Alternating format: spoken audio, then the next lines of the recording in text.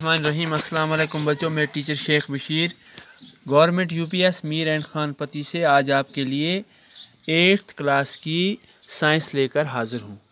बच्चों, हम साउंड के बारे में पढ़ रहे हैं और हमने पढ़ लिया है कि साउंड क्या होती है। तो बच्चों, साउंड जो है, आवाज़ जो है, it needs a medium for its propagation.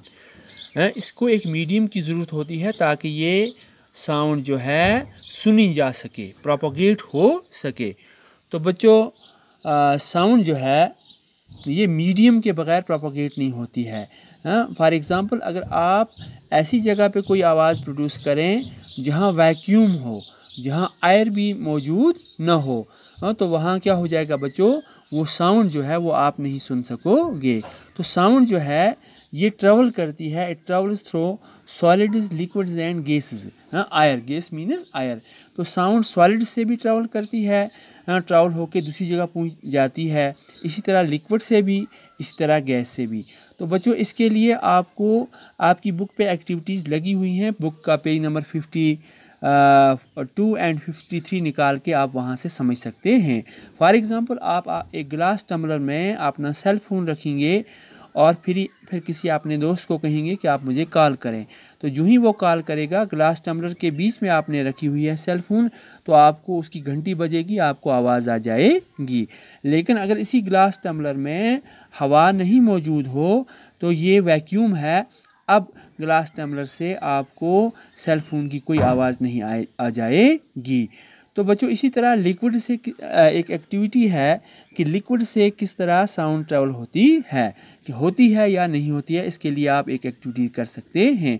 आप एक बड़े गिलास के या किसी बड़े बकेट में या किसी बड़े टब में पानी रखें, तो फिर सरफेस ऑफ द वाटर के नज़दीक अपना कान रखें और एक बेल जो है, छोटी सी बेल, उस पानी के अंदर ले जाएं, और पानी के अंदर उस बेल को हिलाएं। जो ही बेल से साउंड प्रोड्यूस हो जाएगी, आपको at the surface of water जो है आवाज़ जो है आपके कानों तक पहुंच जाएगी। इसी तरह फॉर एग्ज़ाम्पल, वेल्स जो हैं, डॉल्फिन जो हैं, जो बड़े बड़े समुद्रों में मौजूद हैं, वो एक दूसरे के साथ कम्युनिकेट करती हैं। उनकी साउंड जो है वो ट्रैवल होकर वाटर से दूसरी डॉल्फिन तक चली जाती है। तो इसी तरह बच्चों, सॉलिड से किस तरह साउंड ट्रैवल होती है। आप अपने स्कूल में या आप अपने घर में बड़ी कोई मेज़ रखें, डेस्क कोई रखें, तो एक वन एंड पर आप अपना कान रख लें और next end of the table जो है या डेस्क जो है, वहाँ से अपने फ्रेंड को कहें कि वो आहिस्ता से स्क्रॉचिंग करे, उसको कुरेदे, तो आपको पता चलेगा at the next end of the bench और at the next end of the table आपको साउंड जो है वो आपके कान तक पहुंच जाएगी। तो इस तरह हमने सीख लिया कि साउंड जो है that needs a medium, whether the medium is solid, whether the medium is liquid or the medium is air for its propagation. And we have also learned that through vacuum sound does not travel. तो उसके बाद बच्चों, मैं आपको थोड़ा सा hint दूंगा, तो समझाने की कोशिश करूंगा। हाउ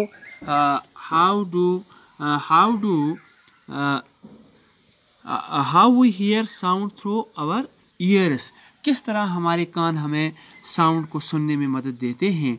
तो सिंपली बच्चों, क्या है कि ईयर्स जो हैं ये ऑर्गन्स फॉर हियरिंग साउंड्स हैं। ये ऑर्गन ऐसा ऑर्गन है हमारा ईयर, जो हमें साउंड या आवाज़ सुनने में मदद देता है।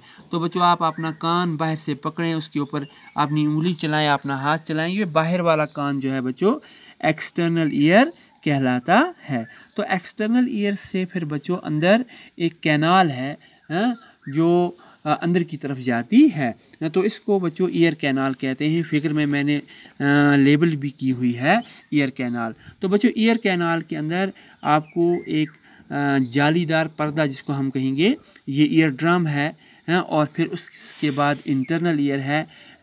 तो ये बच्चों हमारा कान है। तो क्या होता है बच्चों, जो ही आवाज़ कोई आती है तो हमारा ये आउटर ईयर जो है, ये जो आगे ये फनल शेप्ड है। ये बाहर वाला कान जो है हमारा external ear, it is just like a funnel.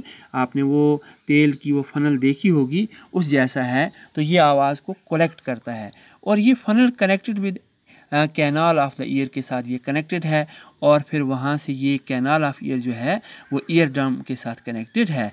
तो ईयर ड्रम जो है ये एक थिन स्ट्रेचड मेम्ब्रेन है और ये साउंड वेव्स जो हैं ये वाइब्रेट करती हैं ईयर ड्रम को और फिर ये वाइब्रेशन सेंड हो जाती हैं इनर ईयर में, वहाँ से सिग्नल जाती है हमारे ब्रेन में और इस तरह हम आवाज़ जो है हम सुन सकते हैं और रिकॉग्नाइज़ कर सकते हैं कि आवाज़ किसकी है।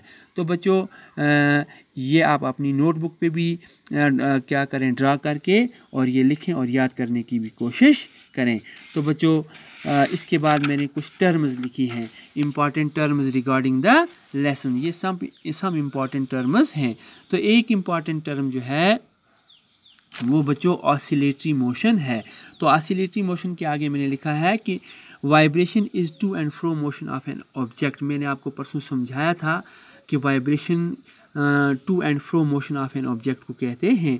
फॉर एग्जांपल आप एक स्ट्रिंग अपने मुंह में दांतों में पकड़ लें, एक इन उसका लेफ़्ट हैंड में रखें और राइट हैंड से उसको थोड़ा सा हिलाएं, तो आपको साउंड जो है वो आपके कानों तक पहुँचेगी और आप को ये रबर बैंड जो है, ये स्ट्रिंग जो है ये वाइब्रेट होती हुई दिखाई देगी और ये टू एंड फ्रो मोशन जो है इसको वाइब्रेशन कहते हैं। और this to and fro motion of an object is called as oscillatory motion. तो ये रबर बैंड की या किसी ऑब्जेक्ट की टू एंड फ्रो मोशन जो है इस मोशन को ऑसिलेटरी मोशन कहते हैं। तो बच्चों उसके बाद इसी साउंड के साथ रिलेटेड एक टर्म है फ्रीक्वेंसी। तो फ्रीक्वेंसी बच्चों क्या होती है, द नंबर ऑफ ऑसिलेशंस, ये कितनी ऑसिलेशंस, नंबर ऑफ ऑसिलेशन जो हैं एक सेकंड में कितनी होती हैं, इसको फ्रीक्वेंसी कहते हैं। The number of oscillations per second is called as frequency. It is expressed in hertz. तो बच्चों हर चीज़ को मेजर करने की एक यूनिट है। फॉर एग्ज़ाम्पल आप टेम्परेचर को है डिग्री सेंटीग्रेड में आप उसको मेजर करते हैं, या आप लेंथ को मीटर्स में या सेंटीमीटर्स में या मिलीमीटर्स में मेजर करते हैं। In the same way frequency जो है that is expressed in terms of hertz, H capital और जेड कैपिटल इसमें आप लिख सकते हैं। Example 1 hertz frequency means 1 oscillation in 1 second. तो बच्चों इसके बाद एक और टर्म है एम्पलीट्यूड।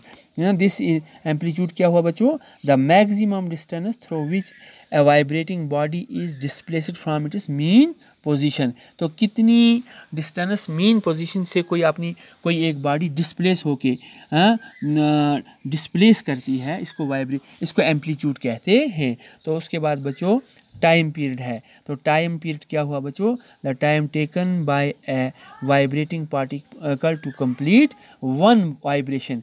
तो कितना टाइम एक वाइब्रेशन में लगता है। तो इसको आप सिंपली समझ सकते हैं, आप रबर का एक बैंड अपने दांतों में पकड़ लें और फिर इसको लेफ़्ट हैंड में दूसरा एंड पकड़ लें, तो उसको आस्ता से वाइब्रेट करें, तो आस्ता से खींच के छोड़ दें तो आपको वहाँ वाइब्रेशन समझ आ जाएगी। तो एक वाइब्रेशन कंप्लीट करने में कितना टाइम लगता है उसको टाइम पीरियड कहते हैं। तो बच्चों आज के लिए इतना, कल इंशाल्लाह फिर मिलेंगे। अस्सलाम वालेकुम, खुदा हाफिज़।